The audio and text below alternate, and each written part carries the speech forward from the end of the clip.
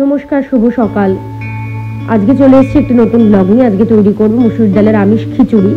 তার জন্য প্রেসার কুকারে সাদা তেল দিয়ে কুচিয়ে রাখা পেঁয়াজ দিয়ে একটু ভাজা ভাজা করে আসলে তাতে দিয়ে দেবো আলু দিয়ে একটু ভাজা ভাজা করে তাতে একে একে দিয়ে দেবো টমেটো কুচনো আর কাঁচা লঙ্কাটা আপনাদের পরিমাণ মতো দেবেন। আমি একটু বেশি ঝাল খাই তাই বেশি কাঁচা লঙ্কা দিয়েছি।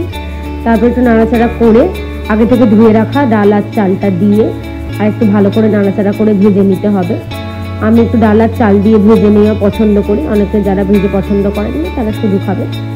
এরপর পরিমাণ মতো জল দিয়ে একটু নাড়াচাড়া করে তাতে একে একে দিয়ে দেবো আদা জিরে বাটা এবং পরিমাণ মতো হলুদ, চিনি এবং স্বাদ মতো লবণ। আপনারা চিনি আর লবণের পরিমাণটা আপনাদের স্বাদ মতো দিয়ে থাকবে।